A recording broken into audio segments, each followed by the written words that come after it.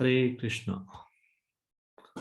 हम लोग श्री जगदानंद पंडित द्वारा विरचित ग्रंथ श्री प्रेम विवर्त से चर्चा कर रहे हैं।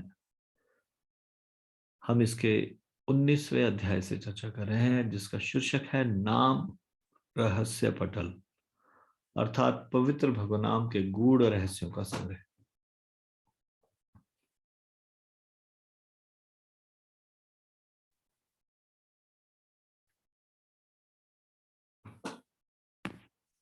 हम इसके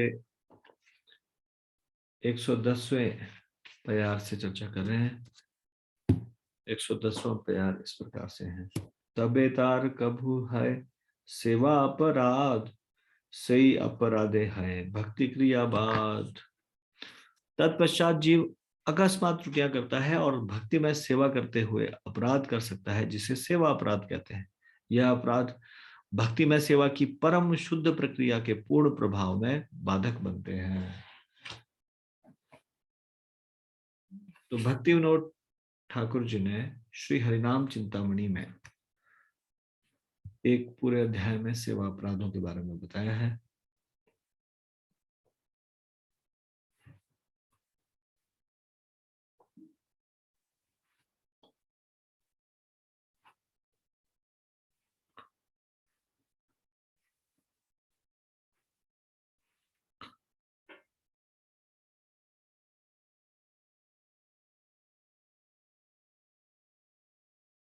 हमने 8 सेवा अपराधों के बारे में चर्चा की, 9 सेवा अपराधों के बारे में चर्चा की। नहीं, 8 9 10 सेवा अपराधों के बारे में हमने चर्चा की। आज हम 11वें सेवा अपराध से आगे की चर्चा करेंगे। 11वां सेवा अपराध है व्यक्ति को अर्चा विग्रह के सामने बैठकर प्रसादम का सेवन नहीं करना चाहिए।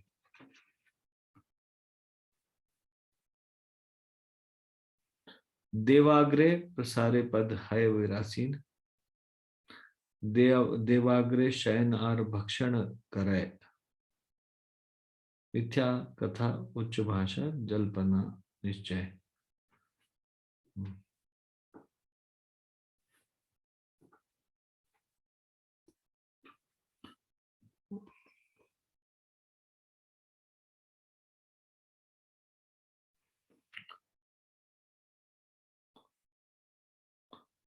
जब भी भगवान का प्रसाद ग्रहण किया जाता है तो वो भगवान के सामने अर्चा विग्रह के समक्ष ग्रहण नहीं किया जाता।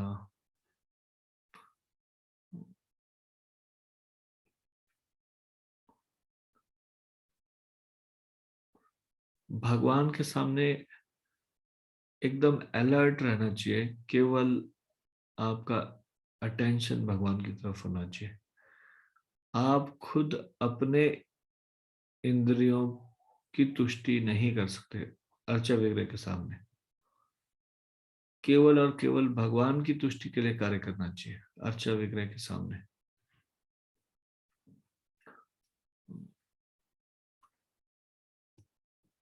जब मैं शुरू शुरू में भक्ति में जुड़ा था तो मैंने एक बार देखा, मंदिर में कुछ प्रसाद दिया।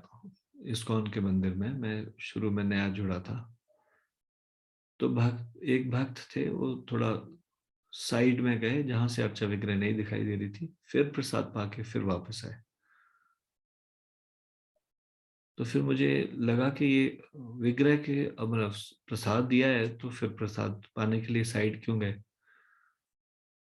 तो बाद में जब ये मैंने पढ़ा तो फिर मुझे पता चला कि वो सेवा अपराध से बच रहे थे। भगवान के समक्ष किसी भी प्रकार का प्रसाद ग्रहण नहीं करना चाहिए। भगवान का ही प्रसाद क्यों ना हो, भगवान को ही चढ़ा हुआ है, लेकिन भगवान के सामने ग्रहण करना निषेध है।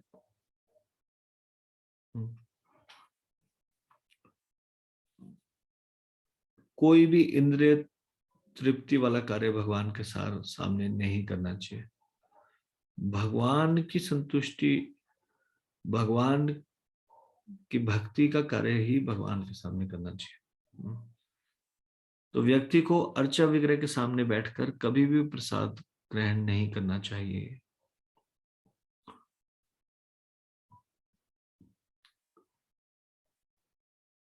अगर स्पेस की कमी भी हो तो भी एक ही कमरे में भी रहते हो तो भगवान के सामने पर्दा लगाना चाहिए, उसके बाद फिर ग्रहण करना चाहिए। भगवान को भी जब हम भोग लगाते हैं तब भी हम पर्दा लगाते हैं। और भगवान को एकांत में भोजन करने का अवसर प्रदान करते हैं। और खुद भी भोजन जब भगवान का प्रसाद ग्रहण करते हैं तो भी इस प्रकार से भगवान के समक्ष नहीं पाया जाता।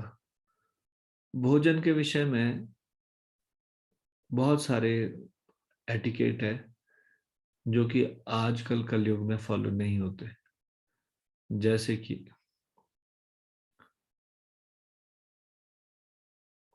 जमीन पर बैठकर भोजन करना चाहिए।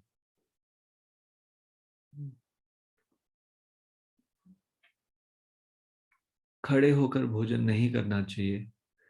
लेकिन आजकल ये बफे सिस्टम आ गया है और मैरिज पार्टीज वगैरह में हम देखते हैं खड़े खड़े पशुओं की तरह लोग खाना खा रहे होते हैं।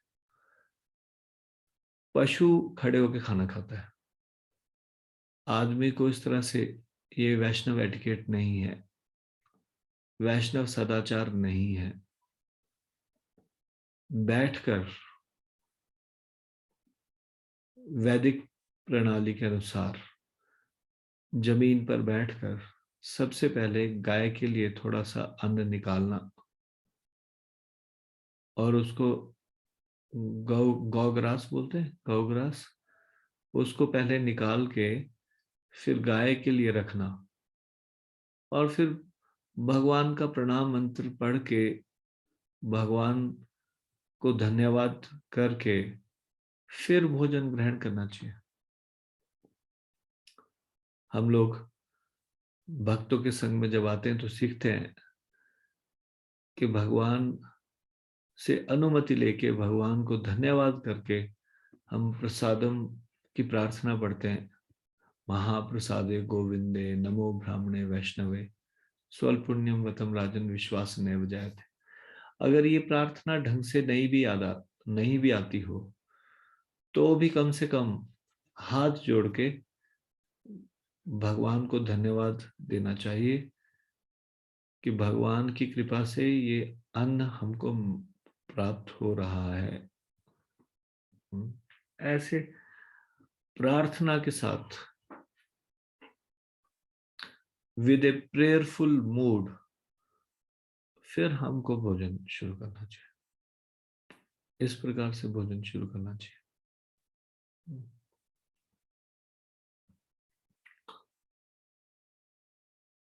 भोजन को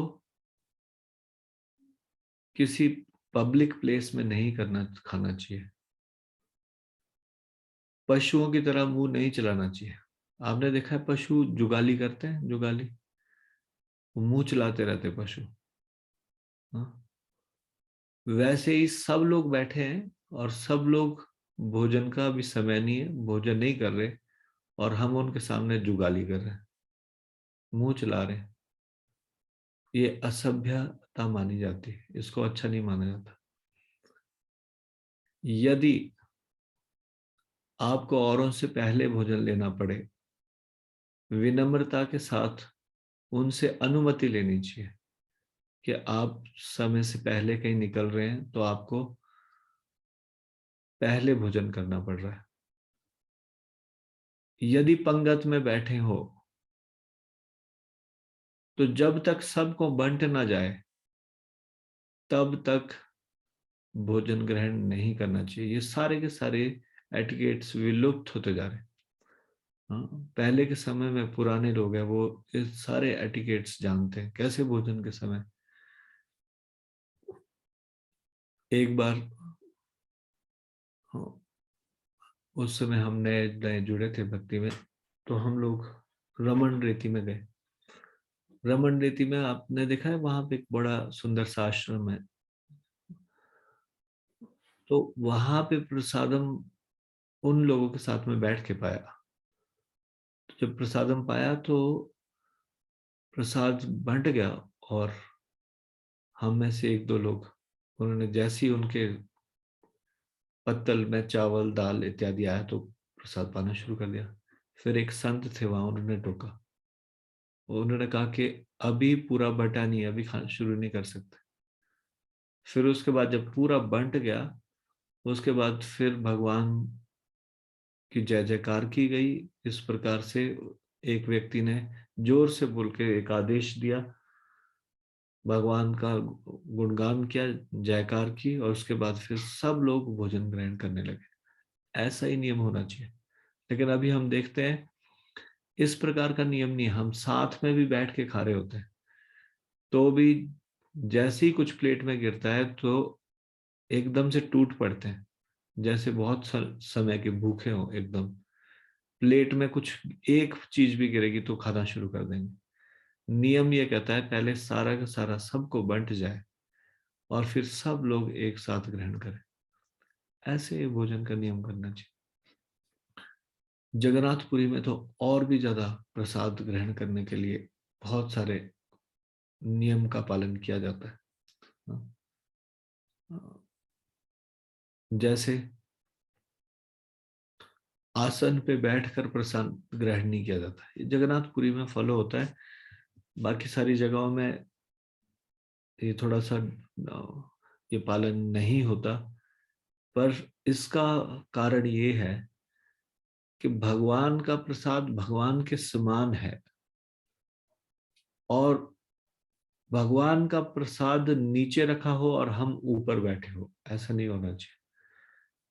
दरी बिछाई गई, आसन बिठाया बिछाया गया, उस पे भोजन प्राप्त कर रहे हैं, और भोजन की का जो पत्तल है वो नीचे है, तो ये चीज को ठीक नहीं माना जाता। इसलिए वो जमीन पर बैठकर बिना आसन पे बैठ के प्रसाद पाते हैं, या फिर भोजन को ऊंचे स्थान पे रखा जाता है हमारे बैठने के स्थान से। ऐसे नियम का पालन किया जाता है। एक और नियम का पालन किया जाता है जगन्नाथपुरी में। भगवान का प्रसाद कभी भी पैरों में पादुका नहीं होती, जमीन पे टच होने चाहिए पैर। ऐसे शूज पहन के, चप्पल पहन के भगवान का, जगन्नाथ जी का प्रसाद नहीं लिया जाता। इस प्रकार ये नियम पालन किया जाता है।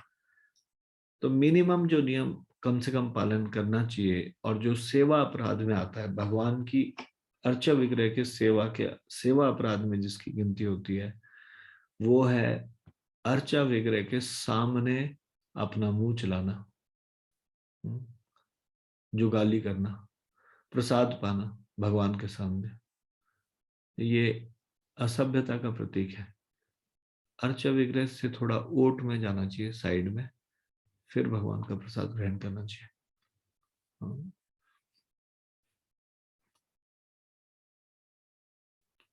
12वां सेवा अपराध है, व्यक्ति को अर्चा विग्रह के सामने कभी भी झूठ नहीं बोलना चाहिए।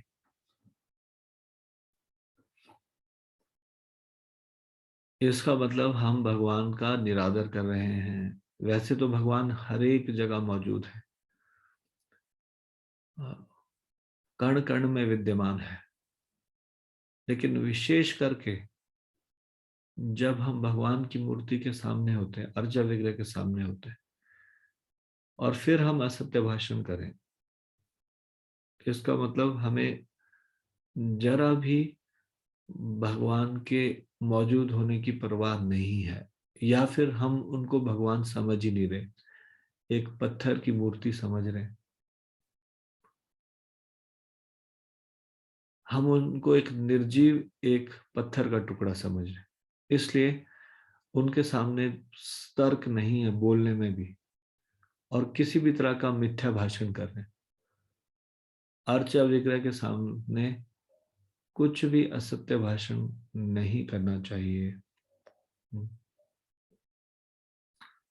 अन्य स्थान पे झूठ बोलना और अर्चा विग्रह के स्थान पे झूठ बोलने में बड़ा अंतर है। अर्चा विग्रह के सामने झूठ बोलने से ये अपराध कई गुना बड़ा हो जाता है। इसलिए अर्चा विग्रह के सामने झूठ नहीं बोला जाना चाहिए।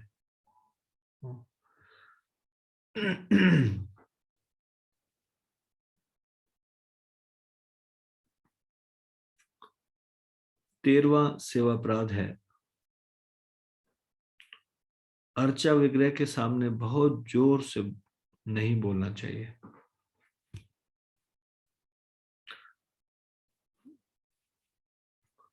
साधारणतया भी वैष्णव लोग इस सदाचार का पालन करते हैं, ऊंची आवाज में नहीं बोलना या इस तरह से नहीं बोलना भक्तों किसी के मध्य में जो सब लोग देखना शुरू कर देंगे किसकी आवाज आ रही है।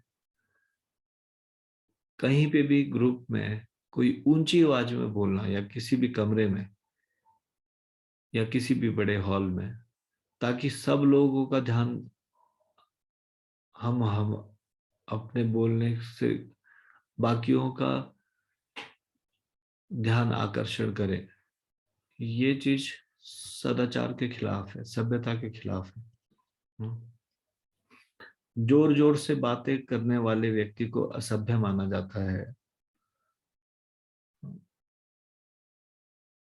वाणी मृदु होनी चाहिए और कर्कश नहीं होनी चाहिए, तीखी नहीं होनी चाहिए, जोर से आवाज नहीं होनी चाहिए, आस्ते से मीठी वाणी में बोलना चाहिए। उसी प्रकार से अर्चा विग्रह के समक्ष भी हमको इस बात का विशेष ध्यान रखना चाहिए। जैसे मान लीजिए हम किसी बहुत महत्वपूर्ण व्यक्ति से मिले, तब भी हम इस बात का ध्यान रखेंगे, हम ऊंची आवाज में नहीं बोलेंगे। जैसे मान लीजिए अगर हम कभी ऐसे कमरे में मौजूद हो जहां पे देश का प्रधानमंत्री भी हो, तो हमारा पूरा ध्यान उनकी तरफ होगा और हम आपस में इस तरह से जोर जोर से नहीं बात करेंगे। वैसे ये तो भगवान है, असंख्य ब्रह्मांडों के स्वामी, इनके समक्ष कैसे हम जोर जोर से बोल सकते हैं। अर्चा विग्रह के सामने जोर से नहीं बोलना चाहिए। तो अभी हम इसको यहीं पे विराम देंगे। श्री प्रेम विवर्त ग्रंथ की जय, शिल जगदानंद पंडित की जय, शिल प्रभुपाद की जय, निताई गौर प्रेमानंदे हरि हरि।